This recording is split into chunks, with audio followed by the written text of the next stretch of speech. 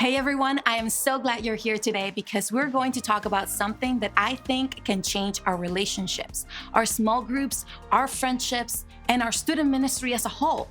I promise it's going to be so good. But before we get there, let me tell you a quick story.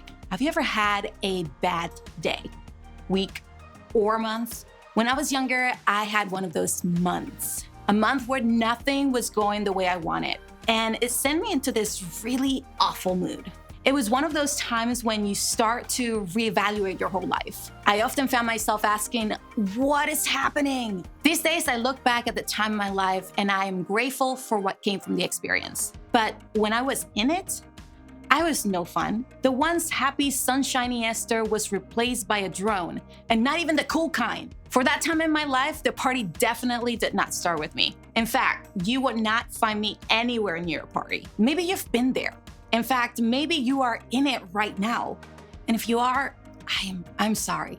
Because the truth is, life is difficult for all of us sometimes. When we kicked off this series, we looked at the promise Jesus made about getting the most out of life. It's a promise that says when we follow him, we can live a full, amazing life. We get that invitation to the greatest party there is. But what about when challenges show up? Life gets difficult and bad days happen. That doesn't feel much like a party, does it? Remember, when we talk about a party in this series, we're talking about an effort to celebrate, serve, love, include, and enjoy being with others in a way that adds value to life. Being a party starter means being someone who does that for others, not just in the good times, but also in the bad. But can I just be real with you for just 1 second? For me, being a party starter for the people in my life is a lot easier to do when things are going great. When a friend makes the winning shot in a game, gets a role in that play, or gets a good grade on a test, that's easy to celebrate. But when they're struggling, when they suffer a loss or deal with something like anxiety or depression, then it's a lot harder to figure out how to be the party starter. It's difficult to know what to do when someone we care about is struggling. Maybe that's because we're not sure what to do or say to help. Maybe that's because we don't really relate to or understand what they're going through. Maybe we feel like what they're dealing with isn't all that big of a deal. Or maybe we just struggle to understand what they're feeling because it's not what we are feeling.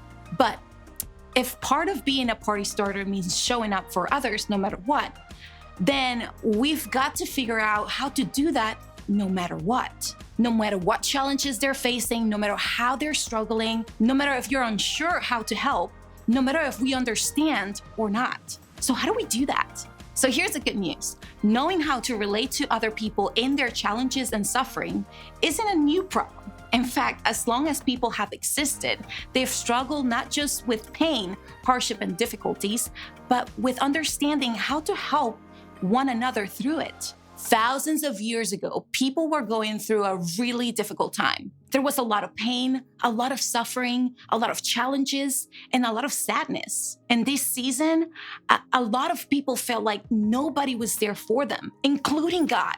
When God's people needed God the most, it felt like God wasn't showing up, wasn't understanding, and wasn't doing much to help. But God always had a plan.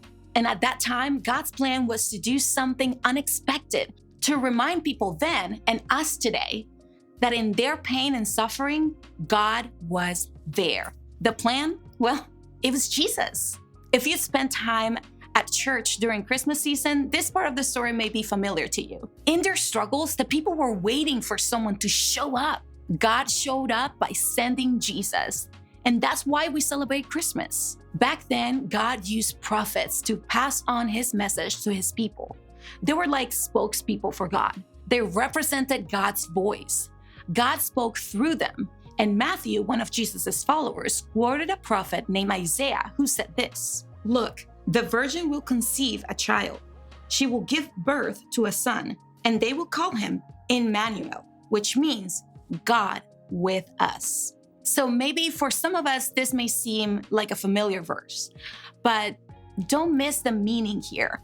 When there were people struggling, suffering, and looking for someone to help, God sent Jesus to be with them. That's literally what his name means, God with us. It's not God fixes us or God solves our problems or God makes us feel better. Well, that might be what we all want sometimes. It isn't what God sent Jesus to do. God sent Jesus to simply be present, to be with us, to show up when we needed someone the most. And as a party starter, that's what we can do for other people in our lives who needs us too. Think of it this way. A party starter walks with other people in their pain.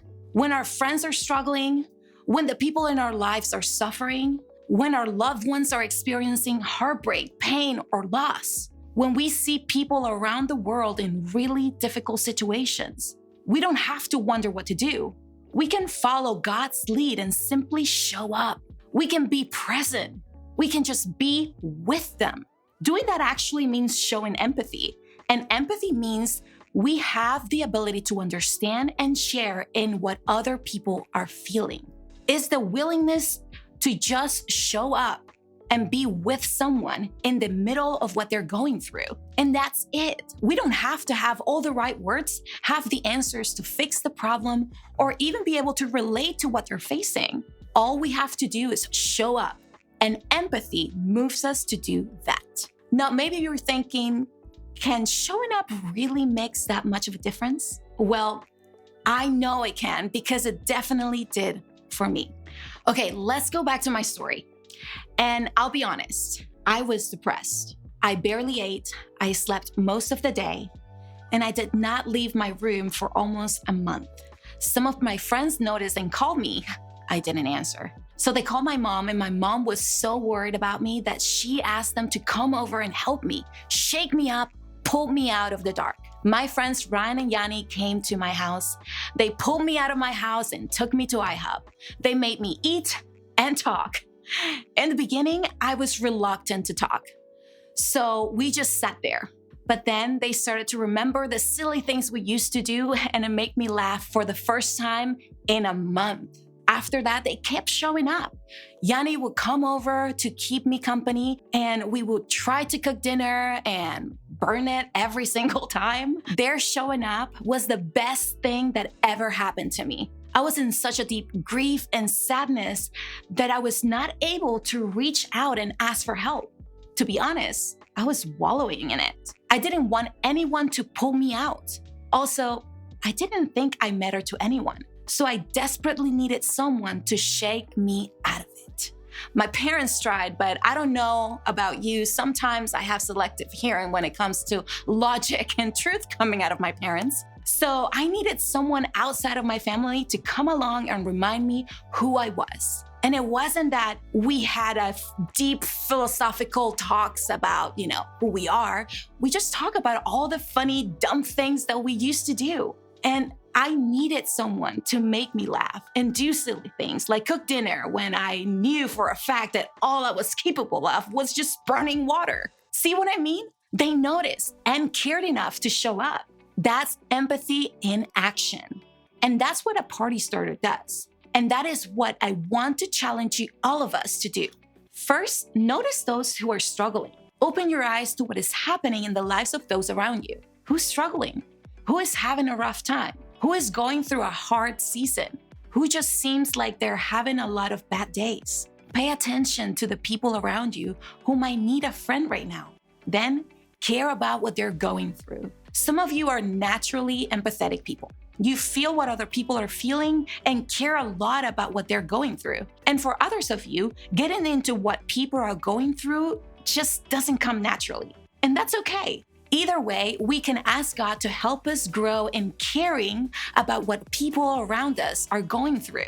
We can pray for God to give us a heart that's moved to care when we notice someone suffering. Finally, show up. Okay, this might be a terrible time to bring up confetti, but it's kind of a good metaphor for this last point. When it comes to showing up, if you ever use confetti, then no matter how thoroughly you clean it up, you are bound to keep finding confetti for days, weeks, months after the celebration. And it just keeps showing up. And isn't it true that when you come across even a tiny piece of it lingering in a corner somewhere or under a chair, it can remind you of the celebration that took place in the past? Now, here's my point. Be like confetti. Confetti shows up in the good times. So be that kind of friend consistently. But lingering confetti shows up at unexpected, regular, or even down times too. If you're a friend who celebrates big with people at their biggest, it creates a memory in the friendship. And that investment reminds them that maybe you'll even show up for them at their lowest point too. Confetti has a strange way of reminding us that the heights of the past might mean that there is hope for the future. Showing up is empathy in action. It is not fixing, not dismissing, it's not downplaying, it's just showing up and being with someone who needs us. You can show up physically by hanging out with someone or spending time with them. Or you can show up in other ways, like sending a text, saying a prayer, writing a note, or just being a good friend. The point is to be with someone else in their own pain or grief, to listen to them as they explain their sadness, to simply sit in a silent moment that might feel awkwardly emotional, maybe even to share in someone's tears. There's no perfect way to do this, but choosing to show up when it'd be easier to avoid the emotion, authenticity, or awkwardness of a difficult, sad, or emotional situation is an important step. Showing up can feel incredibly uncomfortable when we're not the ones struggling, but choosing to be present and stay present may mean more to someone else than we'll ever know. That's what God did for us in Jesus, and that's what we can do for others. A party starter walks with other people in their pain. One of the ways that you can walk with other people is in your small group this week. We created small groups to be a place where you can share what you're going through and how you're struggling. But it's also a place where you can show up for the people in your circle when they need it. I hope you'll practice empathy by leaning into supporting others in your group this week. And when you head to your group, think about this question. What is one way I can show up for someone else this week?